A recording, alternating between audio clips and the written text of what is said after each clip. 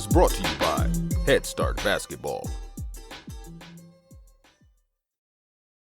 They're going to make the plays. Our job as a coach is to direct them. It's to put them in the best situations on both sides of the ball and prepare them. But they have to react. They have to make those plays. They have to take that responsibility and accountability for it. B.J. Dunne is the head men's basketball coach at Gettysburg College in Pennsylvania. Dunne has led the Bullets to the postseason the past 2 years. Prior to Gettysburg, Dunne guided the Vassar College men's basketball program for 5 seasons. In his first season as head coach, Dunne became the youngest head coach of the NCAA at all levels at the time. And in 2016, he was one of 2 Division III coaches named to the Under Armour 30 Under 30 team. For his time at Vassar, Dunne spent a year as the men's basketball top assistant coach at Emerson College in 2011-2012 under Jim O'Brien, the former head coach at Ohio State University. He was also an assistant coach at Babson College during the 2010-2011 season. In addition to his work at the college level, Dunne was the founder, owner, and program director of the Bay State Flash AAU basketball club. Additionally, Dunne worked for the Boston Celtics NBA Development League affiliate, the Maine Red Claws, where he assisted the basketball operations department. Dunne is a 2010 graduate from Bates College with a Bachelor of Arts degree in sociology. He was a 3-year letter winner and served as a student assistant coach as a senior for the Bobcats. Hey Hoopheads, I wanted to take a minute to shout out our partners and friends at Dr. Dish Basketball. Their Dr. Dish shooting machines are undoubtedly the most advanced and user-friendly machines on the market. Learn more at drdishbasketball.com and follow their incredible content at Dr. Dish B-Ball on Twitter, Instagram, Facebook, and YouTube. Mention the Hoopheads podcast and save an extra $300 on the Dr. Dish Rebel, All-Star, and CT models. Visit drdishbasketball.com for details. That's a great deal, Hoopheads. Get your Dr. Dish shooting machine today. Hi, this is John Wilkham, author of No Fear in the Arena, and you're listening to the Hoopheads podcast.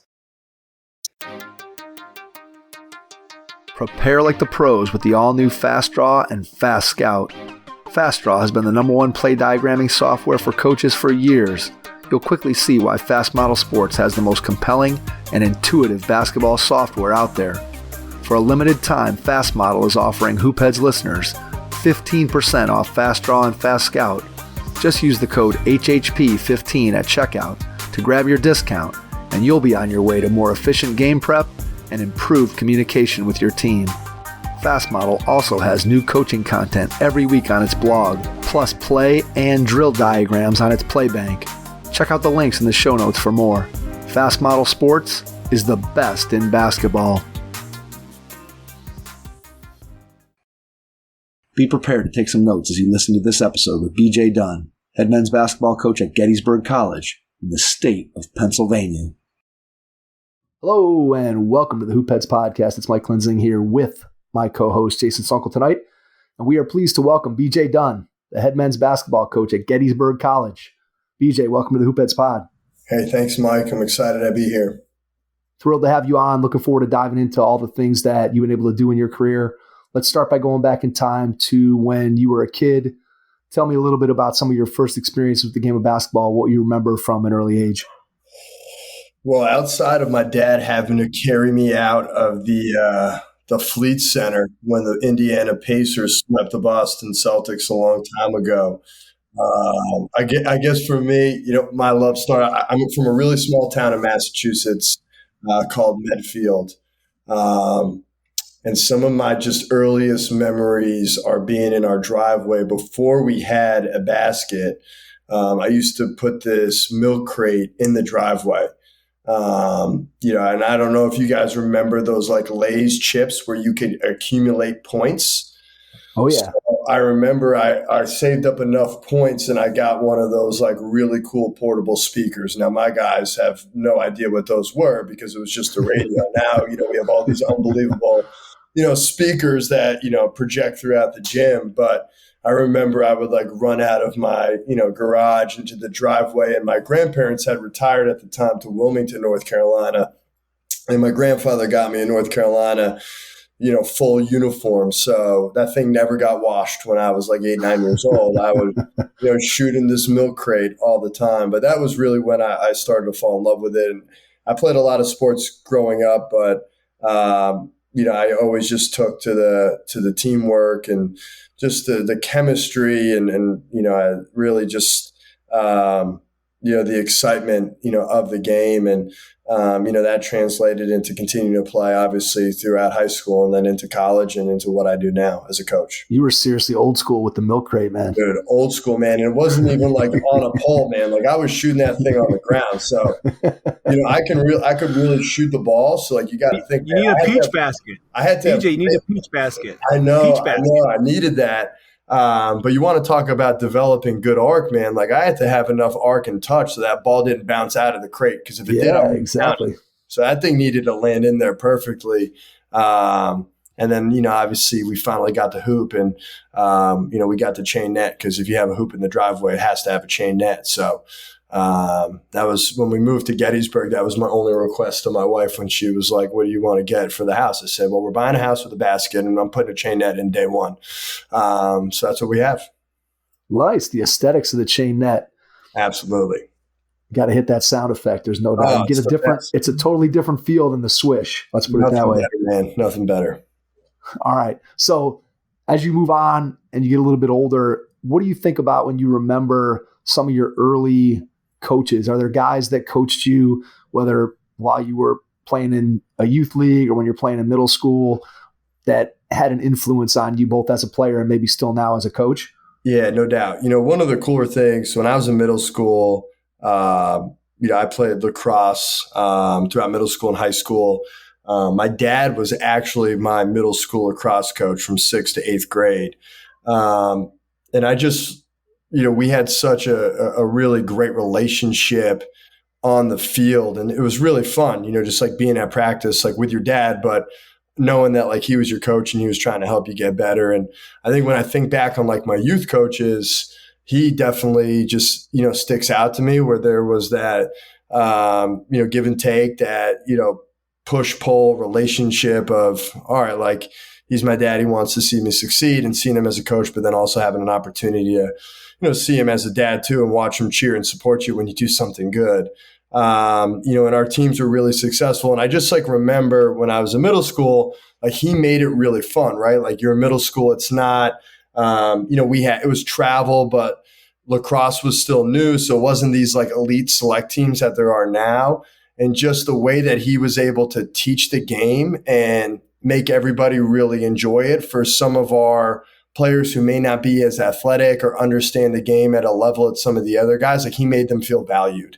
And I've always carried that with me as a coach now at college of, no matter what the talent level is going to be of the guys that I coach, I want everybody to feel valued. And I really got that from my dad. And, I was really lucky when I was in college. I played for two guys. I played for Joe Riley, who's now the head coach at Wesleyan. I played for him for 2 years.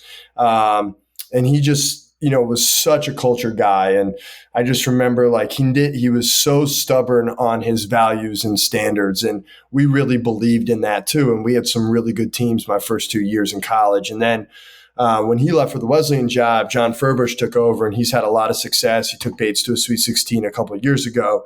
And I just remember his just like energy and passion and just competitive fire. And then, when I graduated, I worked at Babson for Stephen Brennan, who won a national championship at Babson in 2017. And then I worked for Jim O'Brien, who was the head coach at Emerson at the time, but also the former head coach of Boston College and Ohio State. And both of those guys won the National Coach of the Year award. So I've been really blessed that I've had an opportunity to be coached by my dad, to be coached by two incredible college coaches who have had a lot of success, and then to be mentored by two guys who, received the top award that you can as a coach.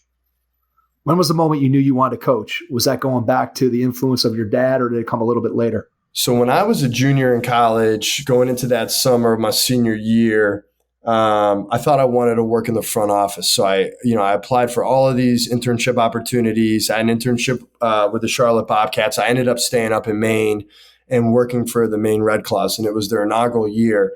And it was really cool because they hadn't hired a coaching staff yet. They hired like Austin Ainge, Danny Ainge's son, like a month into me being up there. But I spent a ton of time with our president every morning watching NBA Summer League games.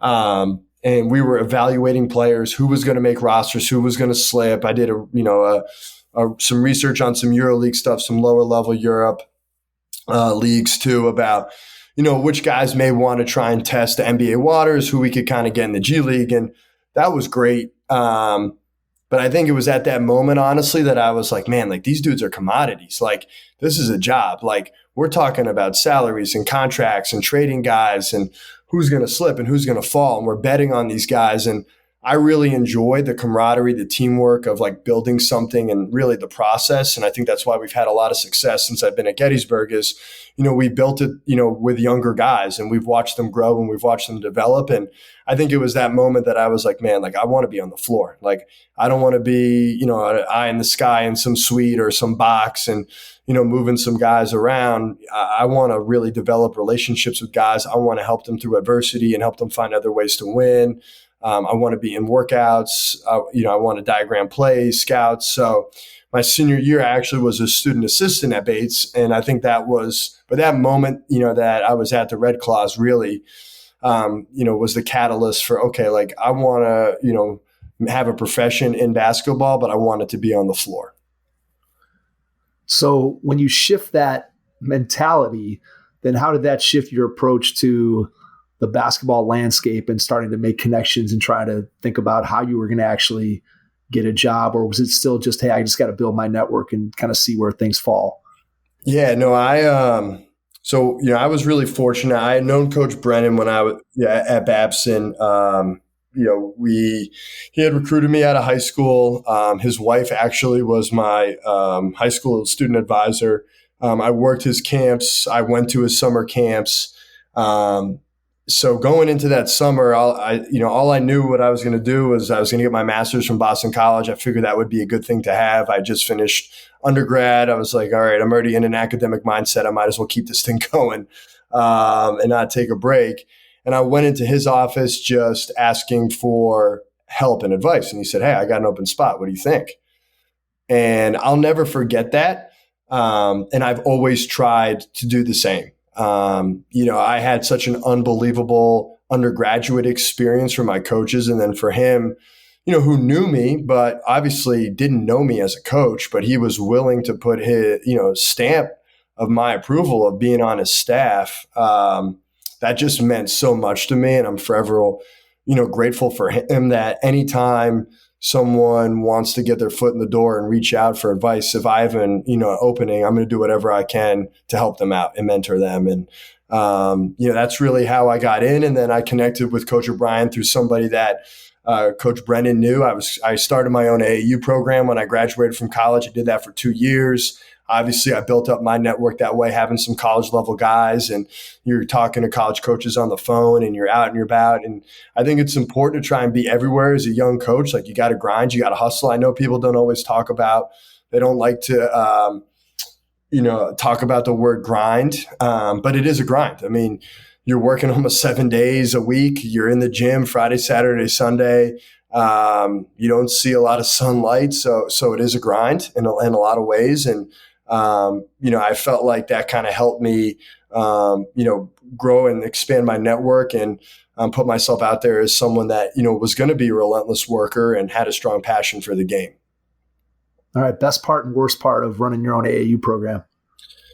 Oh, my God, man. Well, the best part was it was when AAU was AAU when I was doing it. So we used to that was when like Super Showcase and Nationals were in Orlando and everybody would go. So to me, that was the best. You knew where you're going for 2 weeks. It was so much fun, being down there and being in the ESPN,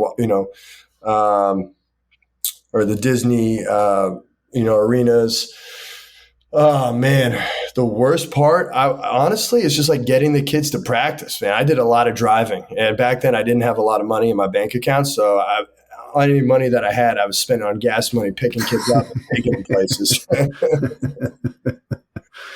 That's funny. And that, which obviously is still going on many, many times over today, without question. AAU it's an interesting world. We can maybe talk about that a little bit when we talk about your recruiting when we get to that point in the pod. Tell me a little bit about how what that first experience was like at Babson in terms of, did it live up to your expectations? Was it what you thought it was going to be? Was there something different maybe that you were surprised about, that, hey, I didn't realize that college assistant coaches did all of this stuff? Or just what was your first experience like? Yeah, I remember when I was at Bates and being a student assistant, when I had talked to, Coach Furbush, I said, listen, if I'm going to do this, like, I want to be all in. Like, I want to be treated as an assistant. I want to be involved in, game planning. I was like, I'm a student. You don't need to take some of my ideas, but I want to be there. I want to be part of it. I want to see everything that had gone in. So I had a year under my belt of understanding practice planning, scouting reports, strategy, game planning, some of the recruiting. I think the biggest thing for me was, as you're enjoying your senior year, like on the weekends, I was at school. I'm not in the gym recruiting. I think that was probably like where some of your friends are out having a good time, or they're on summer vacation. Like, hey, where are you going? I'm like, I don't know, somewhere in New Hampshire, on a Friday night to watch the New Hampshire Jayhawks and, AAU showcase tonight.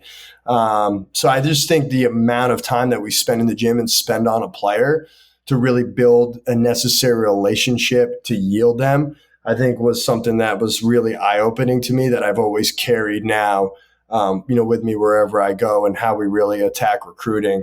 But I think just Coach Brennan was so detailed oriented in everything that we did, whether it was slobs or blobs, how we were playing post, defense. Everything was just so detailed oriented. And again, I think, that's something that I've taken from him. And, we break our program down. I think our guys will tell you that, everything, has a lot of details to it, because that's how you're going to win, a basketball game.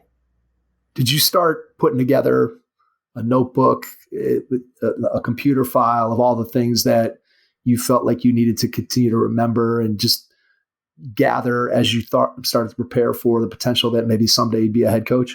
So you're going to laugh. I'm in my office basement right now. Next to me is this massive binder called DJ Dunne's Book of Basketball, with this horrible Photoshop of this rubber basketball. Nice. It's probably word art, if anybody remembers what that was. But it just has every tab, from personal to how I would recruit, what I would want my guys to wear on the road or in the locker room, to fundraising ideas, to locker room quotes. And I would just compile it everywhere I go. And, I actually still do it now. One of the best actually purchases that I've ever made for myself was called the Remarkable 2. It's a tablet that's a note taker. So I used to have all these different binders, all these notepads. I've consolidated them. And then all my assistants, they give me a lot of grief, because we have this Google Drive that literally has a tab for any, you name it, we have a tab for it, or a folder for it. But I think you have to start compiling that. You have to have an idea of how you want to play. I think you have to be doing that years in advance before you get that opportunity, because when you're in that interview, you have to speak it into existence, and the committee has to be like, okay, this guy has done this before. He's talking like he's run a program before. He has a true belief and vision for how he's going to run so-and-so college men's basketball team. So, once I was a student assistant at Bates, I started doing it, and I just carried it all the way through. I've always been a note taker. I'm definitely not the smartest person in the room ever. And I just try and ask a lot of questions and soak up a lot of answers if I can. When did you feel like you were ready to start interviewing? Do you remember your first interview, and just what sort of pushed you over the edge to say, hey, I'm ready for that opportunity?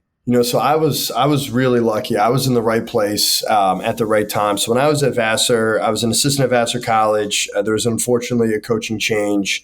I remember I was in Charlotte, North Carolina. I was working an academic basketball camp for Harvey Rubin and Lane Odom. We were at Davidson Day. I was at lunch with a couple of my college, a couple of the guys working camp. I had interviewed for a couple of assistant jobs. I actually was about to accept an assistant coaching job in the NESCAC, and the AD at Vassar called and was like, hey, listen, like, HR can't pull their stuff together. We're not going to be able to run a search in time to make this competitive. how would you feel about being the interim coach for a year? I'm 25 years old at the time, and it was about to double my salary. So I was like, hell yeah. I was, but I think, so much of coaching is just luck. And, I was like, okay, I'm willing to bet on myself. I've always been willing to bet on myself my whole life. And I knew nothing was guaranteed after the first year. I knew I was taking over a program that had been in 2 conference tournaments in its 42 years of existence and had won 31 games in 5 years and was returning all the players from a team that won 6 games the year before. But I was willing to bet on myself. And so I didn't really have to interview. But I guess in a lot of ways that season was a year-long interview. And how I was going to approach the day-to-day as a 25-year-old where, my seniors were 22 and, there wasn't that much, age gap between me and them. We won 19 games that year. We set a program record for wins in a season and conference wins in a season. We lost in double overtime in the conference championship game. I could probably tell you everything that happened in that game still. I think that was the interview. So, I think a lot of people always prepare for, that Zoom or that on-campus interview, but you're interviewing every single day when you're in the department, when you're on campus, when you're in the community. Everybody is always watching you. I've always had that mindset. I've always wanted to, attack my days, with a lot of passion, energy, enthusiasm, and try and make everybody around me better. And we ask that of our guys too. So I think when you talk about that interview process, I think it's really important for young guys who are eager to become a head coach that you are interviewing now, whether you know it or not. And, the more that you can act and prepare like a head coach now, you're going to be more than ready when that, phone call comes your way. So when you get that opportunity, you're transitioning from being an assistant in the program to being a head coach, which obviously quite clearly shifts your role and shifts your relationship with the players. And you're doing that as a first-time head coach at age 25. What was that transition like for you in terms of just changing your role and the way that the players looked at you? How'd you handle that? I've always been someone who's been relationship driven, try to build trust and have connection with guys. And that's never changed from when I was assistant to a head coach. I think obviously there's going to be, some boundaries, but I've always wanted my guys to feel comfortable being able to share things with me that aren't just, going on the court. I think that's really important. I think one of the biggest things that, I really tried to do was, as that assistant coach, you're liked. Everybody really likes you, right? Like you're their sounding board. A lot of times you're younger, so you're close in age. I try to really transition that from being liked to being respected. And I think gaining that respect through vulnerability, of being able to talk about my career, what I have going on off the court, what's going on in my life, who I am as a person. And I've continued to try and do that because I think sometimes we often look at ourselves as coaches and these guys are your players, but we're so much more than that. We're people. I'm a husband, I'm a father, I'm a son, I'm a brother, I'm a friend, I'm a colleague. We wear a lot of hats. We have a lot of layers to us, as do our players. So I think that transition for me was really more about, all right, I got to open up. I got to let these guys really know who I am if they're going to really follow and believe my vision and what I'm trying to do. And, I think that really helped us and it led to a really successful first season. Looking back, how solid were you with the way you wanted to play, your philosophy, all the things that you talked about that you had put into your notebook? Once you had to put those things in practice, how much did you stick to the script versus kind of saying, ooh, maybe it didn't play out exactly the way that I thought it would and having to make adjustments on the fly? Yeah, that first year we really stuck to the script pretty good. We were kind of a Princeton 2-guard team. We played a kind of a slow, methodical pace. We weren't very deep. We had to limit possessions, which made us pretty good defensively. I had some really bright guys. I mean, Vassar was a top 10 academic school in the country and still is. So we could really throw a lot at them. We could take away a lot of different actions and looks, which helped us, especially if you're limiting possessions. It's limiting the amount of time that, your guys actually have to be, on that side of the ball. And I thought we had the right personnel to play to that. We had a really strong point guard who could really, shoot it. And we had a great wing who averaged 20 a game as a sophomore. And we could put those guys in a lot of rub actions together. And you got to choose because both of them could really shoot it. So oftentimes somebody was open if we could really, slip it or reject a screen hard. But as the season kind of went on, we had a forward who was starting to come on really strong, and we had to find ways to be able to play two forwards together. So, that changed my philosophies a little bit with some of the Princeton stuff where you're kind of 4-around-1 and, trying to find a way to get, two bigs on the floor. And if they're going to be in some of the rub actions, having them curl or reject or slip it to try and get a post up and try and get a high-low from the pinch post. And then defensively, I've always been a pack line guy. I've evolved as I've kind of gotten to Gettysburg. We're a little more aggressive. I think that's because of, how we've recruited. And then, unfortunately, every other year at Vassar, we had some challenging injuries, like serious injuries to some key guys, season ending. So I couldn't always be super stuck in my ways. We had to be a little more creative with how we played. So we had to experiment with some funky zones to try and change things up, try and steal a couple games that way. So, I think you have to be able to adapt. You have to be kind of creative and innovative with some of that stuff. But, I think as long as your standards and what you expect out of your guys every day doesn't change, I think you can kind of tweak a little bit your X's and O's because they're going to have to as the personnel changes. Where'd you go and where do you continue to go when you want to learn? Are you going to mentors? Are you going to film work? Are you going to leadership books? I'm sure it's a little bit of everything, but just talk a little bit about your learning process as a coach. Yeah, so I'm a big reader. I love to read. I have a binder of all the books that I've read. I type up all of the notes that I take in the books. One of the I love the EuroLeague. I love European basketball. I'm really fascinated by it. I think I've always been just impressed. I think European coaches are a little more they're more risk takers than I think we are in college. The NBA is getting there too, where I think they do some things where people would kind of be like, oh, why are they doing that? Why would they turn their back to the ball on a weak side help, to take away the one more, right? Or, why would you try and force the ball back to the middle instead of allow the ball to go to the corner and keep it on one side of the floor?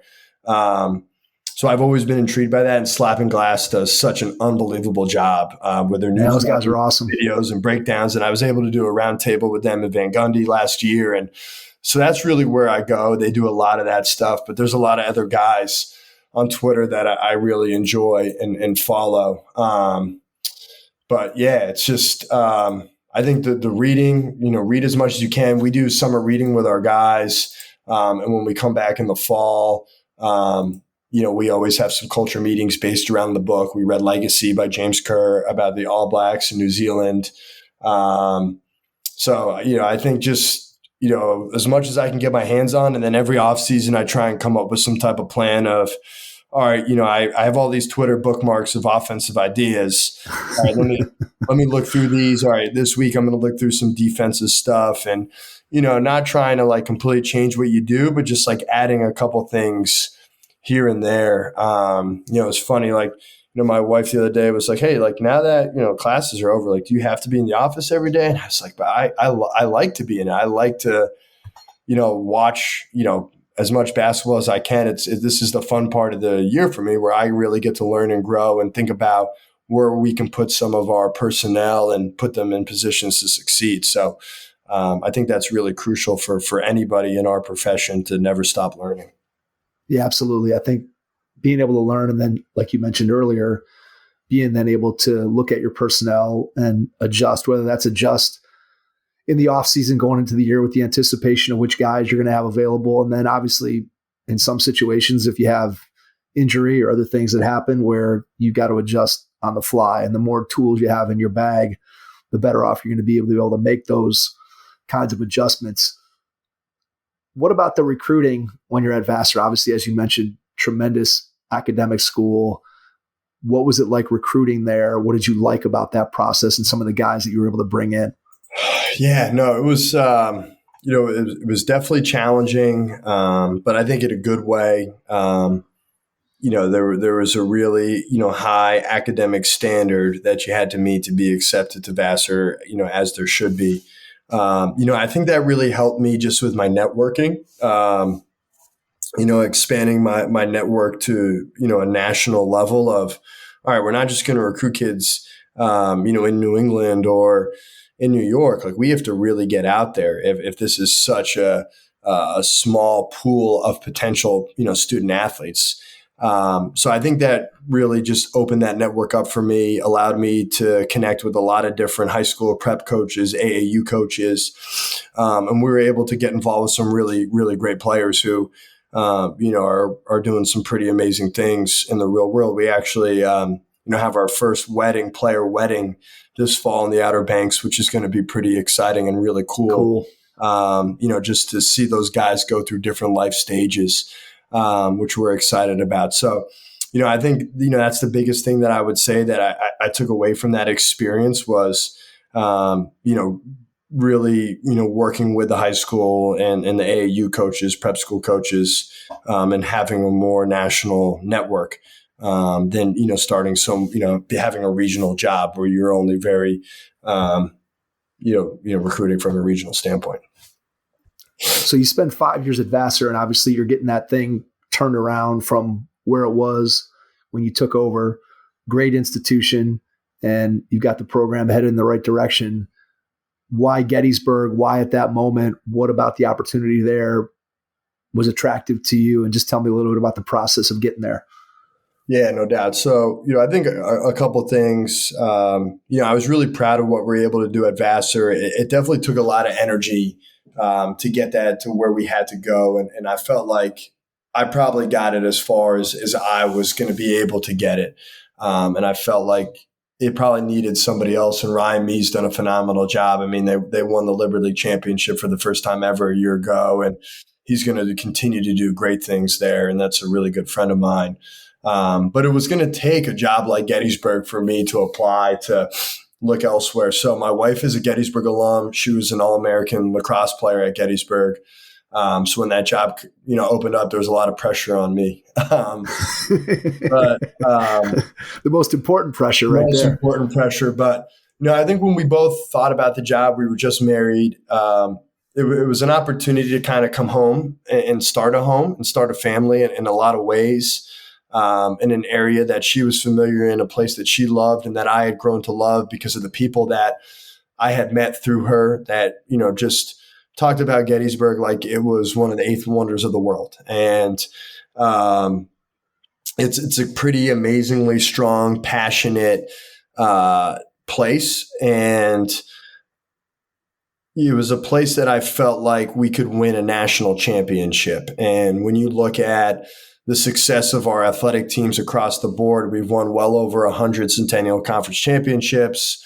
A lot of our teams have been super successful. Our women's lacrosse team just lost the national championship. Our men's lacrosse team went to the Sweet 16. Our women's basketball team went to the NCAA tournament again. Our men's and women's soccer teams have been successful. I just felt like this was a place for me and the desires that I had as a coach. It wasn't going to compromise the academic piece. It was still a top 50, liberal arts institution that believes in student athletes, believes in what the power and the value of athletics. And that was incredibly enticing. And then, you add on the fact that there's this amazing support from the top where we have connection with the president almost every day. We have connection with the vice president, admissions and financial aid and, marketing and communications. The rest of campus really believes in what we're trying to do. Is just a home run and an absolute fit for me and my family.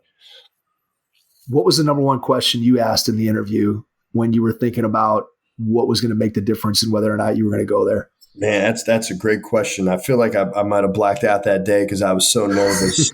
um, I think, I remember being in the room. It was intimidating. There was all staff was in the interview. Like, I'm talking every staff member at the college. I mean, there must have been 40 people packed in this conference room. And, I was like, man, how could I kill some time here so these people don't grill me? Let me ask each and every single one of them a question. So, I asked them to go around and tell me why Gettysburg, like what makes this place so special. And everybody talked about the people. Everybody talked about the people. And I remember when I got hired, everybody wanted to talk to me. Everybody wanted to get to know me. And that hasn't changed in my 5 years being there. And I think that says a lot about that place, that, students come up to you and they say hello and they have conversations with you. And, you have faculty and staff. They talk about your guys. Like, there's not a lot of liberal arts colleges that are that connected with athletics and academics, right? And then, obviously I wanted to know, like, what the vision was. Like, do we want to win and compete on a national level? Because that's our goal. I mean, we're chasing two giants. I mean, Swarthmore and Johns Hopkins are both top 10 in the country. I mean, they're, Landry and Josh are two of the best coaches in the country at any level. And that's who we're chasing. And if, we want to catch them, like, we have to have that type of support. And they were all in on that. And, I've been, really, grateful since being hired. So the first thing, obviously, that you have to do if you want to reach that goal of contending on a national level is you got to get the right players in place. When you first get the job, you're clearly inheriting a roster, and then you're putting your recruiting classes together as you go forward. Tell me a little bit about your recruiting philosophy and then your process, how you go from, hey, let's identify guys that we want to put on our radar, and then just how do you go through evaluating those players and eventually figuring out who makes it onto campus and becomes a part of your roster? No doubt. So, I think the first thing for us, we looked at Swarthmore Hopkins, and, the first thing I said is we're never going to be Swarthmore Hopkins, and I don't want us to be them. I mean, they're them because of who they are, and they're incredibly well coached. They're incredible academic institutions, and they've been super successful. We have to be different in the league. Everybody in the league is playing a certain style. We have to be a little different. We have to get bigger. We have to be more athletic. We have to be able to really guard because that's what it's going to take to beat those guys. So, we went out and we tried to find guys with high motor guys. I think high motor guys are going to have a competitive fire about them. They're going to be incredibly passionate. They're going to be guys that are going to be winners on and off the court. We wanted guys with a lot of length. We wanted to be able to switch 1 through 4. So we had to find some guys who had length that we weren't allowing any type of advantage, for our opponent when we would switch. And then, we wanted guys who were winning. And I think that's easier said than done, right? To make sure everything fits. But, in that first class, man, we were so lucky. We got Ryan McEwen from the Sanford School. This kid is the most influential recruit I think I'll ever get, in my career. He is just absolutely, incredible. I mean, he knows our schedule in and out. I'm not talking the game schedule. I'm talking our daily schedule. When we break it down, he lets everybody know where they're supposed to be. He's involved in the community. He also has led the league in block shots the past 2 years and has been top 25 in the country in block shots too. So kid can hoop. But he won state championships at the Sanford School. We got this kid, Elijah Williams from Sidwell Friends, who won a state championship at Sidwell Friends. Another player on our leadership team this year was a sophomore, Carl Shallers from Garnet Valley. Garnet Valley had the best season in program history his senior year when he was the MVP of the league. So those are the type of guys that we're looking for that have experience winning, because we knew that we had to flip this thing. We took over a program that had 5 winning seasons in 7 years, and had won 7 games, the year before. And, we needed to bring in players who understood the type of work that it was going to take to turn this thing around. And those are the guys that, we've been really fortunate to yield and go after. I mean, our freshman class this year, all had a lot of success in high school. We're not just talking about individual success. We really focus more on the team team success. And those are the guys that we knew were going to be coachable and help us. So, once we kind of had that idea, those are the guys that we honed in on. And I think Gettysburg's a place, I think it's a first choice from an academic and athletic place. When people come and see our facilities and get a campus vibe, it's a place that they want to go. And I think it's helped us, expedite the growth process and be involved with some higher level guys because of those things. Your first impression is everything when applying for a new coaching job.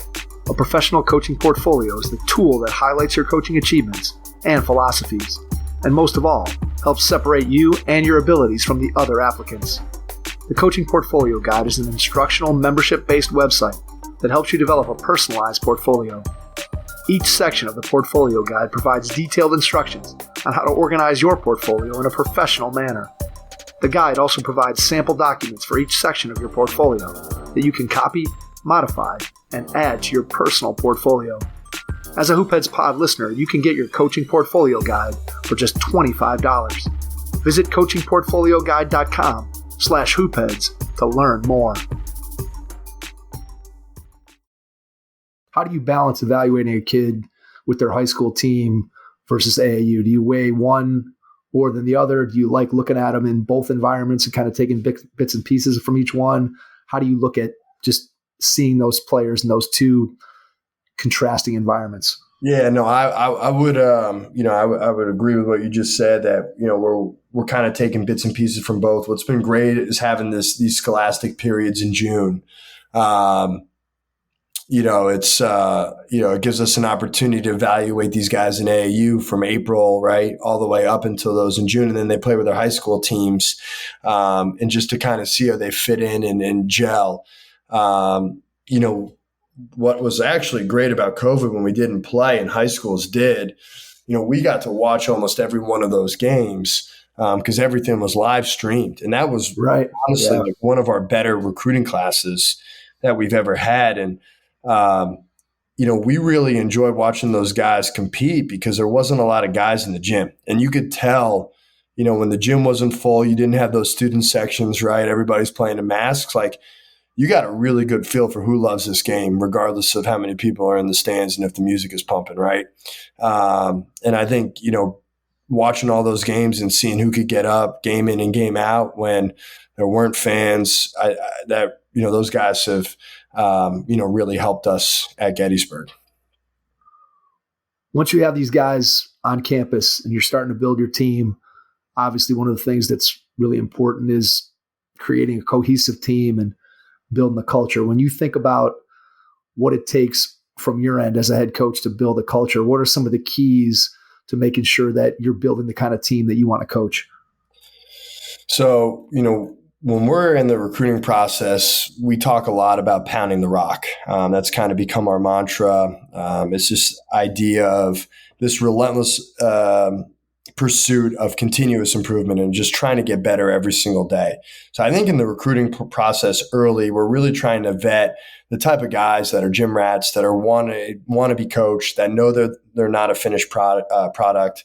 And we really stress, the idea of this is what our goals are every single day. And when you step in our facility and when you put on this jersey and when you're part of this team, this is what we're going to ask of you every single day. And that's kind of our culture. So it's all about putting the team first. I think we're very clear with guys up front in the recruiting process that you're going to be on a roster with a lot of other talented players that were all league, that could have been 1,000-point scorers, probably were. But in order for us to go where we all want to go, we're going to have to check egos. We're going to have to give ourselves up for the betterment of the team. We talk a lot about beating yesterday, pound the rock mantra and how important that is. We ask guys to bring the juice every day. And for us, the juice is jacked up, intense, contagious energy. And we try and get that out of guys in the recruiting process, whether that's on Zoom, a phone call, they're on our campus. But we want to know who has a lot of passion, intensity, enthusiasm. And then we really want to find guys who love to compete at everything that they do. Whether it's ping pong, whether it's walking to, the dining hall, it's in the classroom, it's video games. I think that's really been a change in our cultures. We don't talk a lot about winning and losing. Now there's a score. We keep score for everything, but we don't talk a lot about it because we want our guys to give themselves up to the game and to not fear making a mistake because it's either going to cost them a game or they could potentially, game-winning shot. They're a little tight if it doesn't go in. But no, man, you took that shot. Like, you gave yourself up. You competed. That was really important. And then we always talk about, like, just do what we do. Like, don't compare. We compete. We don't compare.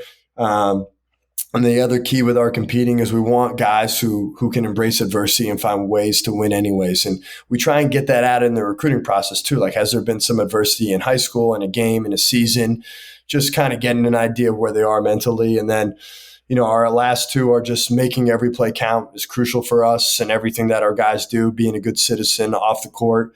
And then we want guys to appreciate the journey. It's incredibly hard to put on a basketball jersey. When our guys get there, we ask them to have a lot of gratitude for all of the people that have poured into them and who are going to continue to pour into them. So I think by sharing those things early on in the recruiting process, I think our guys get a really great idea of what they're about to walk into.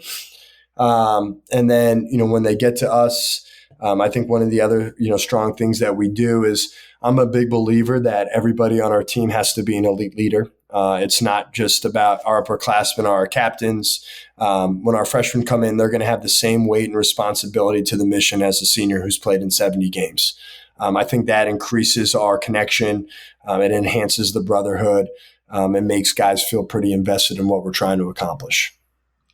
All right, let's talk about the competitiveness and the leadership piece. Let's go competitiveness first. Obviously, the initial part of that is you're going to recruit competitive guys. So you're trying to get a feel for them before you even bring them onto the team. But when you talk about developing competitiveness within your team, let's say just in a practice setting, besides you mentioned keeping track and keeping score when you're doing drills and the things that you're doing during practice, what in your mind is important to develop a competitive practice model if we're talking about some advice you might have for other coaches if they want their practices to be more competitive? Yeah, I mean, I think it's important for the guys to understand that they only control the effort, and their effort's going to control the results. So I think, we're pretty clear with our guys right away that, like, they're in control of that. I think anytime you can increase some just like intensity and enthusiasm in the practice, we're going to be a high energy staff. We're going to bring it. We're going to expect our guys to bring it too. I think the way that our practices flow and the way we model our practices just create that competitiveness. I think our guys know what to expect every single day. So when they get into the gym, we're going to hit a quick dynamic warm up. And then, actually before that this year, we started doing offensive skeleton, which was something new that I've never done in practice before our guys even stretched. And the reason being was I wanted our guys to get into a basketball mindset before the dynamic. Because I think sometimes the dynamic guys can goof around. They talk about their day. So before that even happened, like, we're doing skeleton, we're running through stuff, maybe we're installing. And that was really good for us. And I think we had really great practices this year because we didn't waste like that time at the beginning of practice where we were sloppy. Like, our guys had to execute. They had to be on. They had to be connected. And then we always are doing some type of footwork. There's time on the clock. We're talking about very detailed, specific stuff with our feet, where our hands are on the catch, how we're stepping and attacking at a closeout downhill. But I think our guys have a really good feel for the flow. We always have shooting competitions. We keep track of all shooting records, so our guys know what the records are. I think that creates a really fun, joy, competitive environment when our guys are trying to break a record and they know with a minute left, all we need to do is make 10 more shots. And I think that puts so much more emphasis on the process that needs to get there for that shot. And then the way just like we have practices with, we have 2 teams or we have 3 teams. We play a lot of cutthroat. I think that's been really good for us. It gets everybody involved. We don't have a lot of guys standing around. Everybody kind of feels engaged in practice and has an opportunity. And then, I think the biggest way, I should have said this at the beginning, is we really believe in hustle stats. So for the first month of our season, we have 30 different categories for both sides of the ball that we feel like impacts winning. And we tell our guys, hey, these next, 2 or 3 segments, so it's 30 minutes or whatever every practice, is going to be hustle statted. So, our managers are tracking, possessions. Everybody has to play an equal amount of possessions. That's the only way to develop a fair player efficiency rating. And then after practice, I'll take the offense. My assistant will take the defense. So there's no crossover biasy. We watch the same thing, and then we chart those categories. And then every day it spits out a player efficiency rating. So I think that really creates a lot of competition in the first month because excuse me, it's a meritocracy. Everybody feels like they have an opportunity to really get into the depth chart.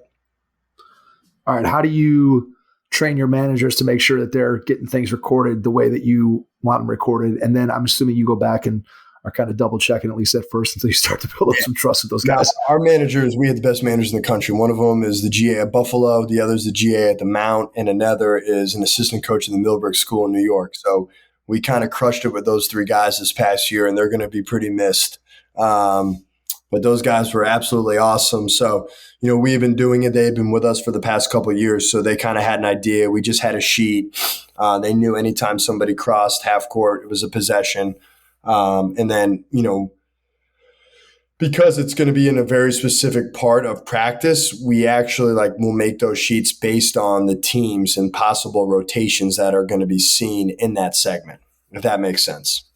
No, it does. I mean, I think that's one of the things that when you start talking about, again, it's different at the Division I level where you got so many guys on staff. At the Division III level, it's sometimes, I think, more difficult, right, to be able to track the things that you might want to track. And I know we've talked to a lot of coaches that sometimes they'll go back and when they're watching the film of practice, they'll kind of chart things themselves or just have their assistant do it. And so for you to be able to have managers that you could sort of hand off that task and then be able to come back and have those things at your fingertips, I'm sure was tremendously valuable. How much time do you spend after a practice evaluating that practice before you move on to the next one?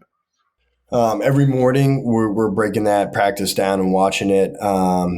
We have a Synergy key motion camera, so we're able to film every practice. That's been really helpful to be able to also just get guys in the office and to watch practice film too. So it's probably an hour to 2 hours to break down that 30 minutes of the live play. But it's really been huge for us. Absolutely. All right, talk a little bit about the leadership piece. You mentioned how you want everybody to be able to lead in your program. And I think one of the things that is always a challenge, you hear coaches say all the time, hey, we want to develop leaders in our program. We want more leadership.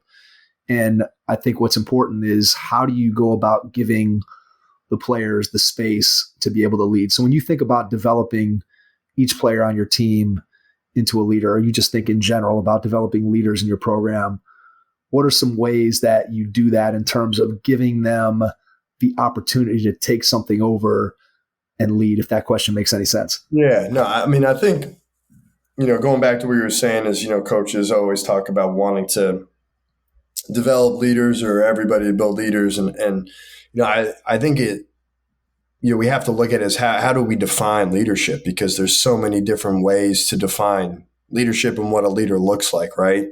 I think you have, everybody in their mind has that quintessential, that loud, energetic, giving the rah-rah speech. But, we had one of the best leaders I've ever coached this year who probably didn't say much for 4 years. But the kid showed up every single day, and he never really played a lot of minutes for us, but every single day he showed up with the same type of commitment and intensity like he was playing a Game 7 of the NBA Finals. He took care of his body, he foam rolled, he Theragunned, he dynamic warm-up, he had the same shooting routine. That's leadership to me, right? And then when you can balance that with some guys who can get fiery and give that speech and hold some guys accountable. But I think being able to show up every day and hold your own self accountable is a leadership that we're trying to get out of our guys. And I think when our guys understand that the onus is placed on them, that when they're going to make the plays. Our job as a coach is to herd them, it's to direct them, it's to put them in the best situations on both sides of the ball and prepare them. But they have to react. They have to make those plays. They have to take that responsibility and accountability for it. And obviously we spend a lot of time teaching that and preparing it. But in the flow of the game, I think that's important. I think one of the things too that, if you ever watch this practice, I don't start and stop it a lot. A lot of what I do and I ask our staff to do is I want them to live coach, because that's what we have to do in a game. We can't start and stop it a lot. And our guys can't take in a ton of information. There's so many studies out there that show, like, if you try and, give your guys like 4 things in a minute, they're probably only going to remember 1. So what is that most important thing? And we try and stick to that. So every day in our practice plan, we have each coach is coaching an area, and how that leads into leaders is our guys have to figure it out on their own.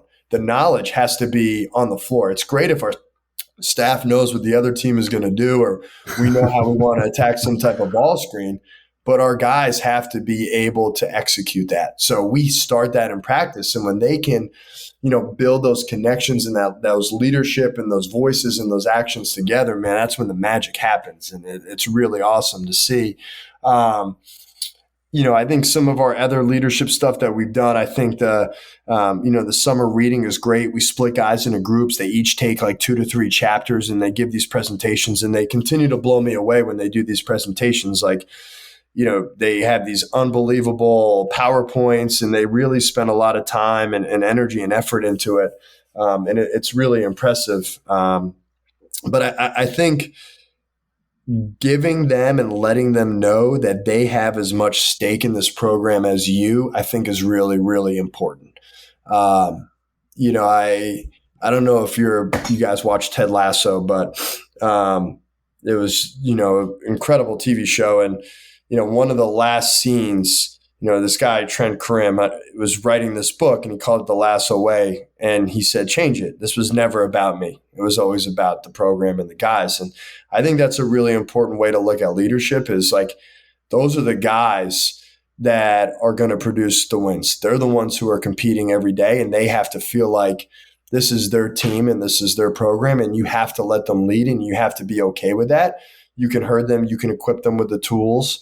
And that's, I think how we've been able to develop some pretty strong leaders in our program. How does that play into the off season, where, as everyone knows, in Division III, you don't have the same access to your players that you have in Division I? Clearly, you guys are going to get the 8 days, so I'm sure you got a lot of plans for those 8 days that you're going to be able to put together and be with your guys. But having strong leadership to be able to just, again, as you said, because guys are taking ownership in the program, they're doing the things that they need to do. But just talk a little bit about how player leadership influences the growth that your program has in the offseason. Yeah, I mean, it's been everything. I'd even take it back to, so during that COVID year, we brought everybody back to campus, and then we de-densified campus to where we only had freshmen on campus. So our upperclassmen had to go home. That second semester, they were going to bring upperclassmen back. Freshmen weren't invited back. But my guys all wanted to take a gap year so they could play 4 years of college basketball. So what our guys did was they ended up getting a house together in Charleston, South Carolina, that worked at a pizza shop. I don't know if anyone should ever order pizza from them, but I was just like amazed that, like, you want to talk about growth in the offseason, right? Like, we just won 6 games, then we won 12, then we had COVID. So we doubled our wins.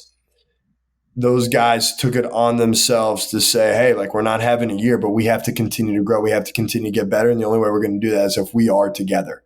So almost half of our team was in Charleston, South Carolina, working at this pizza shop, working out, playing hoops. Some were taking some classes, but I think it was at that moment that I was like, man, our program's on the right track. If our guys care enough about each other to want to do something like this, I thought it was pretty cool. We had these awesome Zoom calls, once a week, just like these check-ins. But again, like, when your guys are all together, it's way easier. And then that year we really started to take off. We had another new recruiting class. We were really young. But I thought some of our older guys really set the tone. And, I give them a lot of freedom with that. I ask them a lot of questions about, all right, what do you guys think, is the appropriate amount of time to play pickup? And they, give me a response back. And I said, do you think that's good enough to win a national championship? Same thing. This is what we're thinking about doing for lifts and cardio. Do you think this is good enough to win a national championship? And I want to know what their answer is. And, a lot of times, our ideas were on the same page.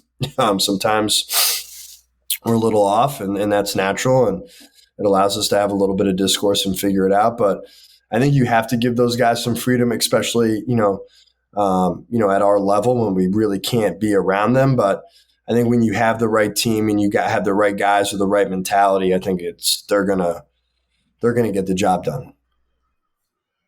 When you think about where you are right now in this moment, and you think about your ideal vision for where you want this program to get to, what do you think is the biggest step, the biggest challenge, the biggest thing that you need to accomplish in order to be able to get to where you want to go? Yeah, no, that's a great question. We actually, in our end of season meeting, we talked about that with our guys because, we're so close. I mean, we had a really good year again. We won 16 games. We beat Swarthmore, who ended up going to the Final Four this year. We actually held them to 0 assists for the first time in their school history. We competed with Mount Union, who went to a Final Four, put together 30 great minutes. I think part of it is we're young. We were still playing a lot of underclassmen. So to be able to have just that experience of college basketball games in those moments. And, I think I'm excited about that, play some upperclassmen this year. But, when I think back to, what we talked about of, all right, like here we are, we finished third place back-to-back years. We've lost to Swarthmore in the conference semifinals back-to-back years. How are we going to crack through, and how are we really going to take this thing to the next level? We talked a lot about our mentality that, in game, I think was just when you have younger teams, I think there's an opportunity, there's times where things might not be going well, where guys could get a little frustrated and they could show that. I thought we do a really good job, I would say 90% of the time. But if we really want to compete on a national level, like we have to turn that thing on those 10% of the time to get to 100. We talk a lot about just our shooting has to improve. I think that's a big thing for us. We had a lot of games we were scoring 70s and 80s. We shot 30% from three.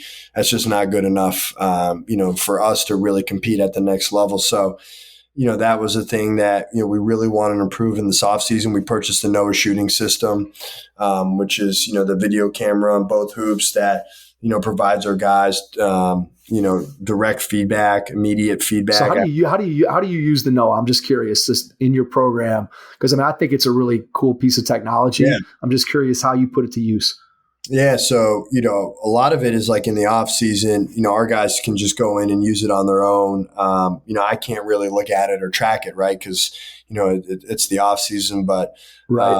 Our guys, raved about it and thought it provided the right feedback. It allowed them to really recognize why they were making shots or why they're missing shots.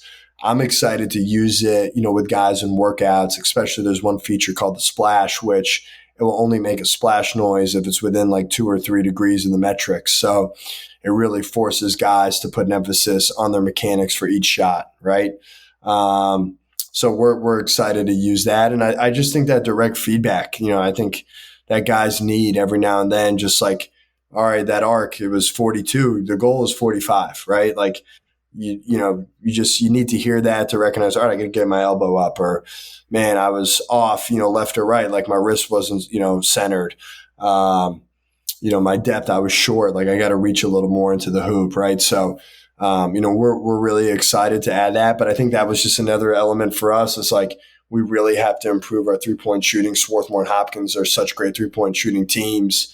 And then, we talked about just, continuing to grow and develop our role and our bench production. I think, we have a lot of really talented players on the team, and, we need to make sure that, we can get more out of that group.